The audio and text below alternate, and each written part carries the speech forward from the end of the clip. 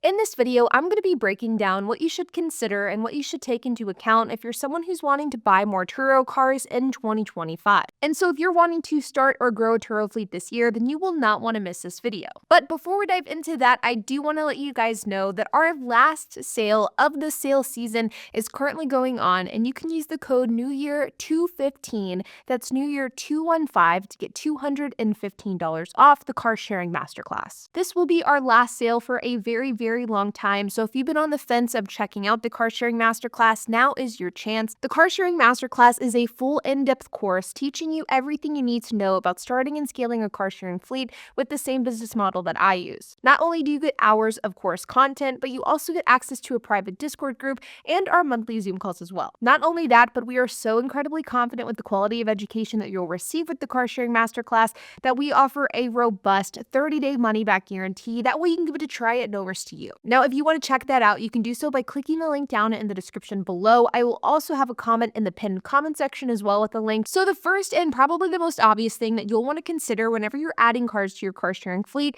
is going to be your market. And this is really priority number one. Who is renting your cars? Why are they renting them? And what are they doing with these cars once they've rented them? Well, there are many cars that will work in a variety of different markets, which is something that we'll talk about here in a second. There are ultimately markets throughout the entire country that will dictate which cars are appropriate and which cars will do well versus which ones won't. A textbook example of this is living in a snowy climate. If you live in a snowy climate, or if you are a ski and snowboard destination, it'll be much more important for you to get a vehicle with something like four-wheel drive than it would be if you lived somewhere where it never snows. If you live near Orlando, a three-row SUV will crush it. On the beach, maybe a convertible. There are probably hundreds of different examples that I could give, but the point is where you live and who you're serving with your cars, these are ultimately going to be the things that you need to take into account in order to determine which cars are appropriate for your market and which cars will do well. Next is the workload associated with your fleet. Not only should you be taking into consideration the type of work that's going to be required with the cars that you buy,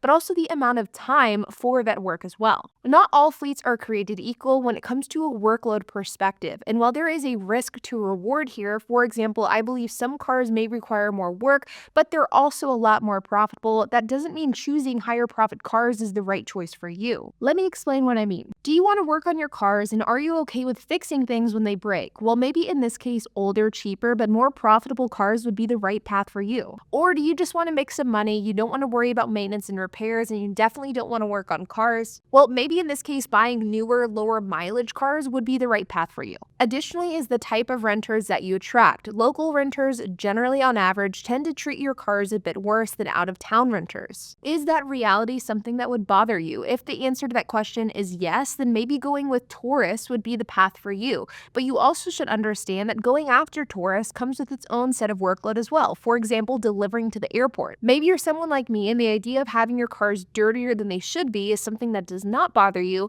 but the idea of delivering your cars to the airport is something that is not of interest. In that case, maybe going with local renters would be the right path. In which case, going after cars that are economical, affordable, have longevity. These are cars that you would want to consider. Turo in the world of car sharing can in many ways be a choose your own adventure, and this is ultimately going to be dictated by the guests that you want to serve, and that ultimately gets decided by the cars that you buy. For example, for most of my fleet, it's cheaper, economical cars. I target local renters. The plus side of this is that I don't offer delivery for most of my fleet. I also have an extremely high utilization because my fleet isn't subject to seasonality. But the downside is that my cars get abused more than they would if I was only renting to travelers. Whichever path you pursue, the work is going to be there, but the work that you have to do as a Turo and car sharing host is going to be slightly different depending on which cars you have and which customers you serve. And whether you're a new or seasoned Turo host, it's really important to figure out what work you want to be doing moving forward and then purchase cars that really adhere to what you're wanting to do. For example, if you have no interest in working on cars and it's something you don't want to touch with a 10-foot pole, then getting a 12-year-old 129,000 mile car is something that I probably would not recommend. On the flip side, if you absolutely do not want to offer delivery, then I probably wouldn't offer a 8-seater minivan that would be targeted to travelers coming into your city. Next is arguably arguably the most important factor that you'll want to consider when buying cars, and that is depreciation. Depreciation should absolutely, without a doubt, be taken into consideration with every single Turo car that you buy. And truthfully, depreciation and depreciation trends should dictate which cars you buy versus which ones you completely avoid. Now, depreciation is a topic that I have found that new Turo hosts get frequently confused about. So let me briefly explain how this is taken into account in the world of Turo and car sharing. Let's look at two polar opposite examples. Both of these are new cars. One is the worst depreciating car in 2024, and that's a Lincoln Navigator, which has a depreciation rate of about 46% over a 3-year period, and these cars have a starting MSRP of 80 grand. While a car with some of the best depreciation is a Toyota 4Runner, which has a 3-year depreciation rate of 23% and has an MSRP of $50,000 depending on the model that you get. While the Lincoln Navigator would no doubt run for a higher daily rate compared to the Toyota 4Runner, the 4Runner would also have higher utilization than the Lincoln, so for the sake of easy numbers, we will say that these two cars make the same amount per month, and we will put that figure at $1,500. So let's say they both make $1,500 per month on Turo. You own both of these cars for 3 years, and over the course of that 3-year period, they make $54,000 each. Then you go to sell these cars. Well, over the course of the last 3 years, your Lincoln has lost 46% of its value, which means that when you go to sell it, you sell it for $43,200. That is a $36,800 loss from when you bought it. The 4Runner, on the other hand, only lost 23% of its value, so when you sell it for $38,500, a loss of only $11,500. So while both cars made 54 grand over the course of their time on Turo, once you take into account depreciation, the Lincoln only made $17,200 once you take into account the over $37,000 loss, while the 4Runner made $42,500 because it only lost $11,500 from depreciation. This is a very, very oversimplified example, and it doesn't take into account things like the car payment, maintenance, daily rate, or utilization. But the point is that depreciation will absolutely have an impact on how profitable a car is once you go to sell that car, and it will absolutely dictate how well that car does on platforms like Turo. Depreciation must be taken into account because a car that may crush it on Turo may not do as well once depreciation is factored in. Now, a great way to avoid this massive depreciation hit is to simply buy used. Buying a vehicle like a brand new Navigator is something I would strongly advise against, but buying used could potentially be a good buy. In fact, I myself have a Lincoln Navigator in my fleet,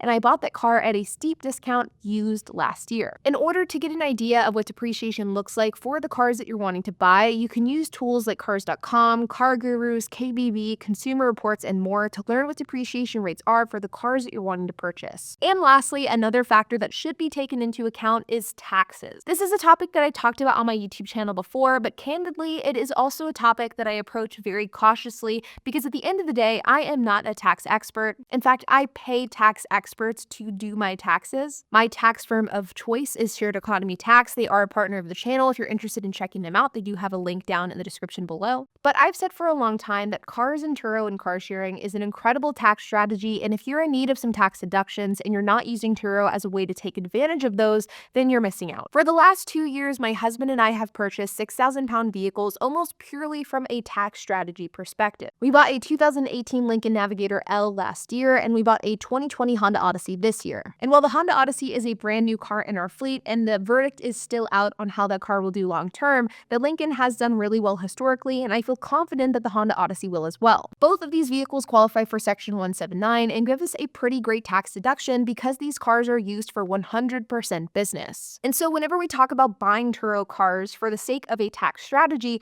not only do you get to put these cars on Turo and make money off of them every single day that they're rented, but you also sort of get to make money in a secondary way by taking advantage of the tax benefits of these vehicles, so you're sort of making money in two different places. It also allows for you to justify a purchase of a vehicle that you maybe wouldn't have otherwise been able to purchase, or at least been able to justify. For example, my 2020 Odyssey is not a car I would traditionally buy, one, because it's just a higher price point, secondly, because it is a newer car and thus it has more to fall from a depreciation perspective. But the fact that we got this car at a good price, it qualifies for Section 179, and it filled a real need in our fleet, it really made this a no-brainer purchase. And in the words of my accountant, it was a home run decision. Turo and car sharing is a really powerful tax tool, and you should absolutely be taking this into consideration if you are a higher income earner, if you're looking for tax benefits, and if you're looking to grow your fleet in 2025. But like always, you guys, I hope that you enjoyed this video. If you have any questions, comments, if you have anything to add,